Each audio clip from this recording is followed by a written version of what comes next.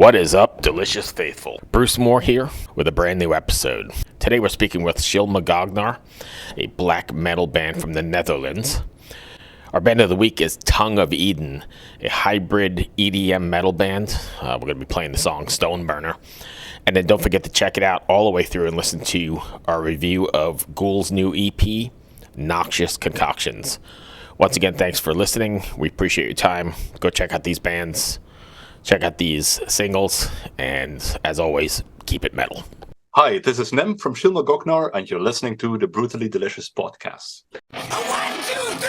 The Brutally Delicious Podcast. The Brutally Delicious Podcast. The Brutally Delicious Podcast. The Brutally Delicious Podcast. Hey, Bruce. Hey, how are you, my friend?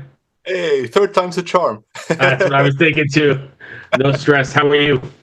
I'm good, fine. How are you? I'm doing well, thank you. Where are you located? I am the Netherlands. The southern Netherlands. Nice. Yeah. Is it nice and cold over there right now?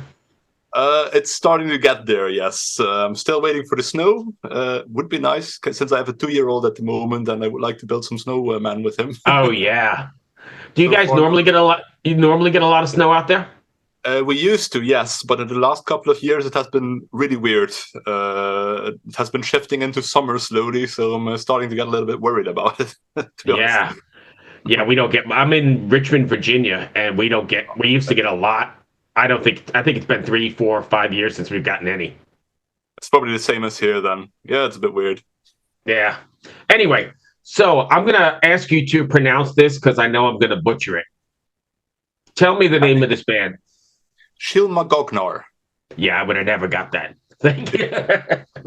It's So, go ahead. Shylmagoghnar. Shylmagoghnar. So, I know Convergence has been out probably, like a little over a month now? Yes, yeah. What's been the response to it so far? I was listening to the single, getting prepped for this, and I really like it. And I'm going to interrupt myself here for a second. Sorry, but I like that it's black metal, dark metal, whatever you want to call it, but it also has like those really cool keyboards in the intro or piano intros. Mm. It's a bit of a mix of genres. Are you talking about Follow the River right now? Yep, that's the one I was listening to. Yeah, I think that one is. I think I started with that single for this album because I feel it has a little bit of all the facets that are on it. And wait, your question was the response. I know. Sorry, I had 10 questions at once. Sorry, I tend to get ahead of myself. Response is very good, especially from the people who have already been following the band for the last couple of years.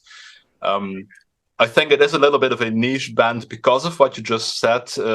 It's very blendy. It has lots of genres, so I think it's definitely not for the purist.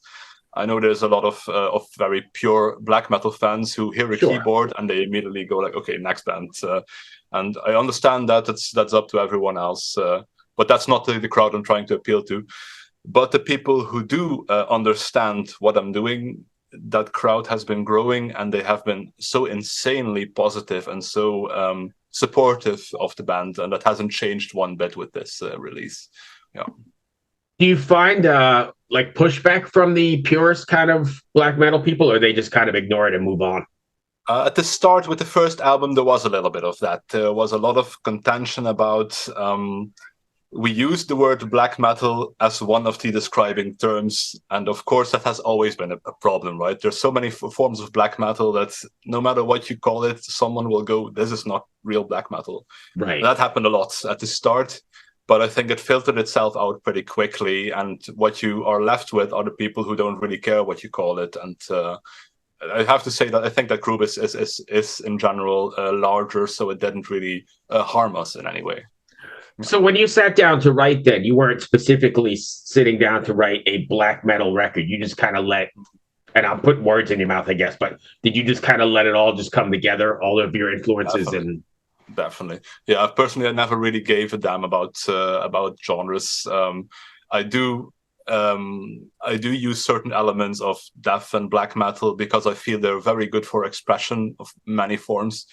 But for example, the synthesizers on this album, there have been a few songs that you could definitely call like a throwback to 80s dark wave and that kind of stuff. And I think those are very different moods that you can also express with a different genre. And that way, I'll use whatever falls on my path, so to say. Right.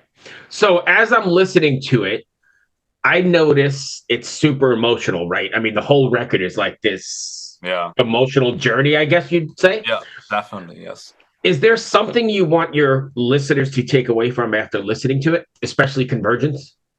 Yeah, I can tell you what it was for me and what I hope that other people get from it. I was always going to write the third album about the journey of death because it felt like a logical conclusion to the trilogy to me.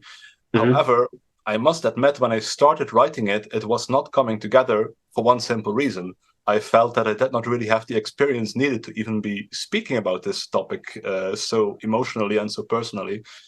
Well, sadly, my mom got really sick during the making of this album, and she had a brain tumor, and she ended up.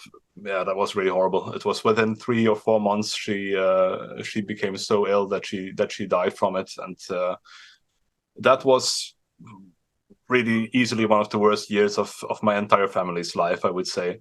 Right. And yeah, as bitter as it is, it gave me what I needed to truly understand what I was writing about with this album, and my emotions, my grief for my mother, and my wish for her to have an easier passing, I guess you could say, are all in there. So what I'm hoping is, first of all, maybe people who are in a similar situation might find some solace in this.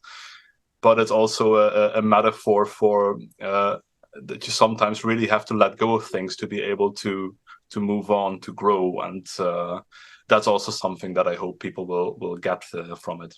That's a difficult thing to do, right? Because not getting too personal, my mom had the same situation this year, so we're still all sort of recovering from it. Wasn't brain cancer; she had pancreatic cancer, but 4 months, and it was and it was brutal, and it's horrible, and so I mean, I haven't hit that point where you can kind of reflect on it. You know, we're still knee deep in the nonsense. Yeah, so I think maybe that's why it touches. You know, listening to it, you can kind of feel that, if that makes sense. So you took that from it as well when you were listening. Yes, absolutely. That's good. That's good. And also, like, since you're in the middle of that situation right now, I don't often get to ask people this. Was that a positive thing to you, or did that make it harder to bear while you're in the middle of it? Like, is it helpful? The music? Yes. I think it's helpful. So we talk about this a lot on the show. I think that heavy music, especially even more heavy extreme music, is very, very cathartic.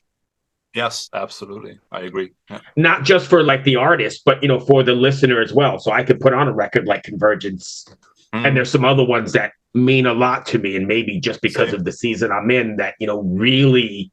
Yes. It's almost like, holy shit, how did this guy connect with exactly what I feel? To me, that's totally what music is about. I know you can sometimes just write songs that are fun, but the really deeper ones tend to have that, I guess, that connection to the music from both the musician and the listener. Yeah. And I've often it's really, it's super strange. Like, I think maybe if I'd have listened to, I'll just use Convergence 5 years ago, it may not have had the same impact. Does that make sense? Same songs, but different experience, and you connect so much differently. I very much recognize that. I think that's generally the case.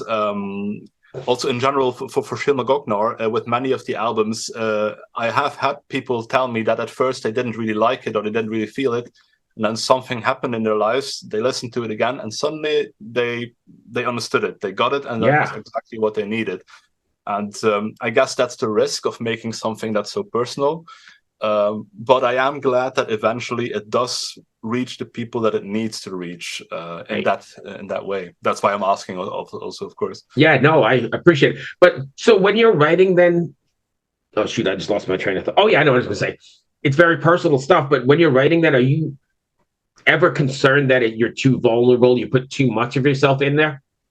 In a way, yes, and that makes me want to push even further. I guess that's it has become such a goal for this project. The project has supported me through some really dark times of my own, no exception in this case. Right. And it has become this therapeutic thing. And as with many things in therapy or in medicine, you have to swallow the bitter pill first before you start feeling better. So to me, the feeling of fear that I get while I'm putting my emotions, my soul into it, to me are a sign that I'm going the right way, because I need to do that. Otherwise, there will be no healing. Right. Yeah. That's a tough lesson to learn too, though, right? It is.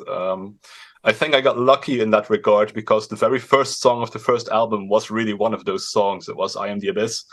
And to this day, one of the, if not the most popular song of the band, because many people recognized that. And I remember before I released the album, I mean, it's a 9 or 10 minute instrumental, emotional song. And some of my friends were like, dude, are you sure you're going to open your debut album with a pill like that, right? That might just shoo people away. But it didn't. I'm pretty sure that if I had not put that as the first track, the album may not have had the impact that it did.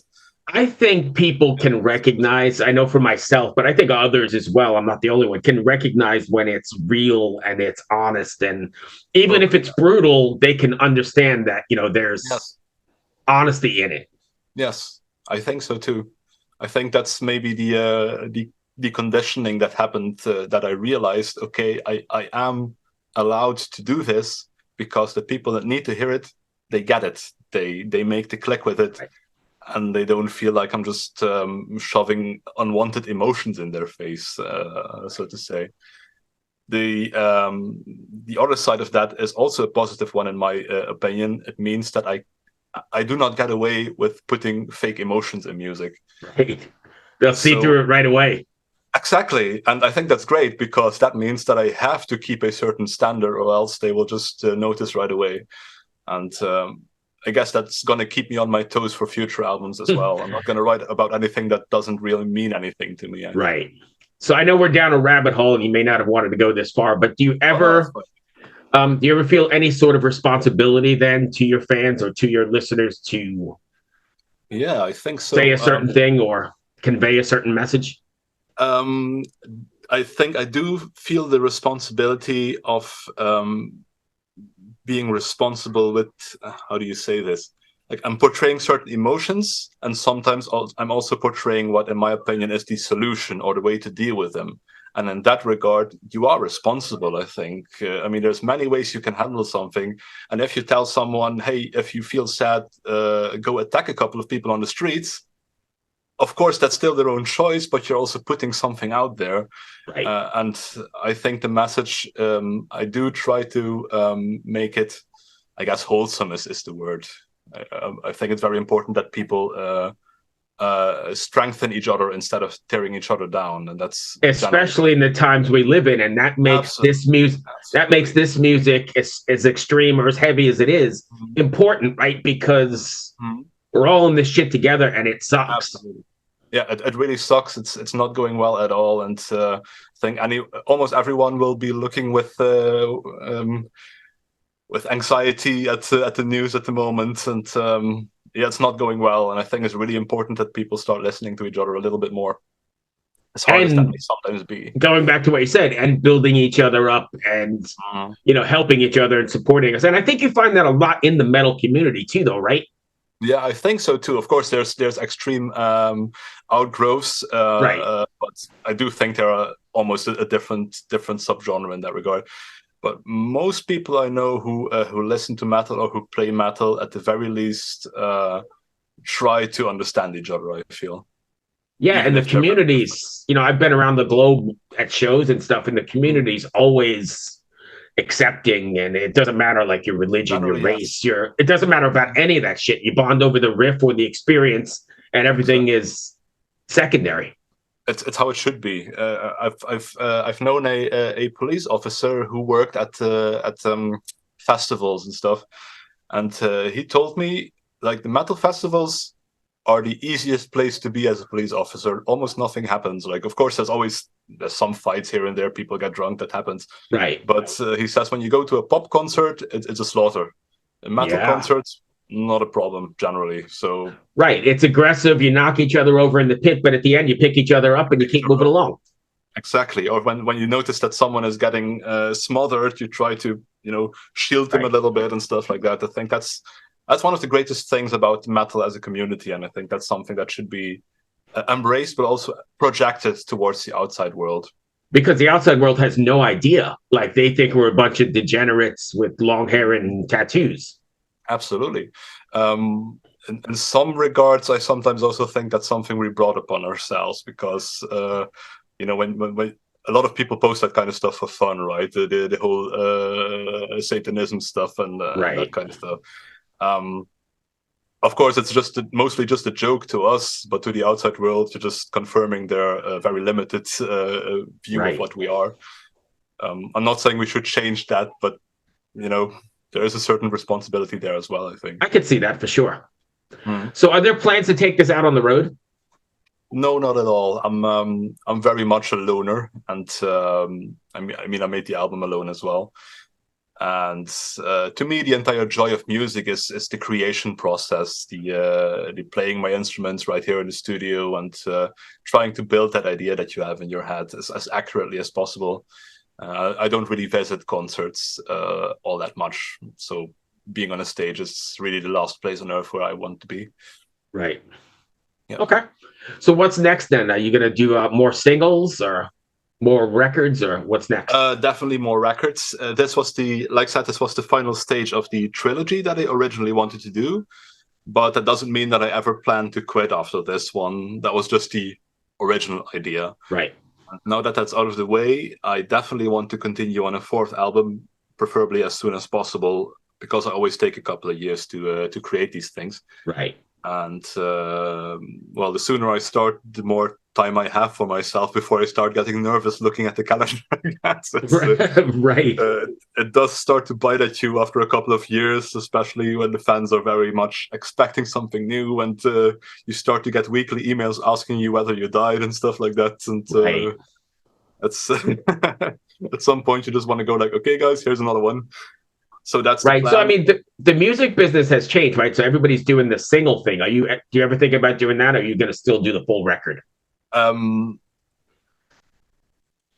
must admit it's appealing to me because, quite frankly, making a single is a lot easier than making an album. Right.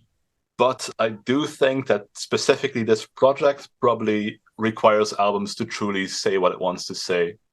So I probably keep with albums until they're like really not working anymore, but I don't really see that happening anytime soon. So no, I think there's people like myself and yourself who are out there who really appreciate the full length and how you sequenced it and the emotions you convey through the sequencing of the record. Yes, exactly. You can't do that. I mean, you can do that in a single song, but it will probably be either very long, and then you might as well make it an EP or an album, or it will be so rushed that it just feels like a mess. Yeah.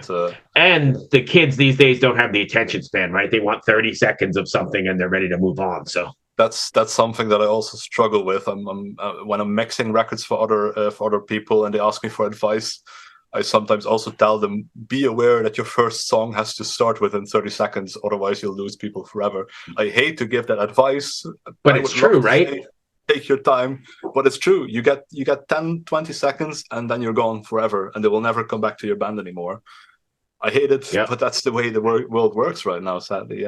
Yeah, I mean, both my sons are, I don't know, 20s, early 20s, and they are the same way. They're like just 20, 30 seconds, and if it doesn't grab me, I'm moving on to something else. Yeah. It's just what happened. I think that's also one of the things that happened when media started building so fast. It's very saturating nowadays, and I actually struggle with social media for that exact reason. I'm very sensitive to that kind of stuff, and I really had to be convinced to even open up an Instagram account because there's so much stuff going on the screen there that I get ill looking at it, and I have to filter and only look at what I have to do. And I can see how if you're not sensitive to that and you're looking at that all day, it does something to your brain. And yeah, I 100% agree. But it's the nature of the beast, right? For what I do here, I have to be posting this shit and doing all this crap, and I don't like it at all. Yeah. I wish I had the money to hire somebody to take care of all of that stuff because I'm not a fan of it either. But it's the nature of it. If I want to keep people listening, I got to keep doing this stuff. So you got to go with the modern trends, or otherwise you'll get forgotten. And that's the name of the game, so to say. Awesome. That's going to bring me to the end. Did I miss anything you wanted to cover? No, I think that's great. So I know we kind of went down a rabbit hole. Sorry if I strayed, but I just like to talk. So not at all. I actually really enjoy when people try to get me to go down those rabbit holes, because that's what the band is about, right? And right. I think it's good.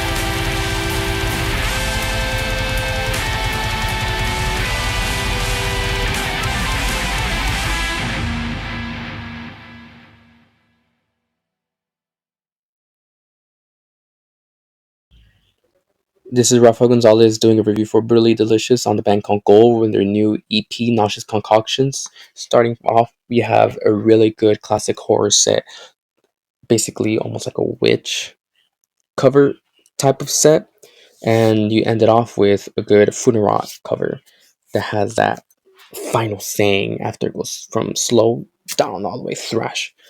It kind of has a depth to it, I would say, due to the voice, the vocals on it. And you have a really, really good riff. You have that slow tempo drum, the punk, and then going off with that thrash all the way mosh tempo with Noxious Concoctions, which is out. Hear it, really, really fucking amazing. Down to their last 1900 DTH line. That thrash at the end is just phenomenal. Has that mosh all the time. It's a really, really good album. You should really hear it. It's amazing. I loved it. I personally would say, would I buy this in vinyl? Probably would. I like to collect vinyls. Very amazing. That the bass solo riff is just amazing. I am a bass player, so I do know what it feels like to be a part of a whole band, part of a song. In case has a little solo moment, it gives that little spotlight. But you have also the riffs being really, really, really, really smart. You have the guitar riffs being in the back of the cover, covering it up for the bass, so the bass doesn't have to be alone with the drummer. It's amazing. I really liked how they did the bass player, the bass solo. It's really good, really good. The tempo change is what really interested me, and the vocals have that horror feel, like you're part of it. You know, just very, very, very good. Very heavy, very fast, very thrashy. Even the slow punk tempo is very, very thrashy. The drums, the riff is very thrash all the way through. I suggest you give it a little good hear, in case, you know. It just grabbed my attention, the whole entire album. I really, really want it to come out. I hope it comes out. I'll probably get the first thing in vinyl. It just has that FKU sound. That if you don't know that band, it's fuck you. Has that they talk about horror, all of that. Ghoul has the exact same thing.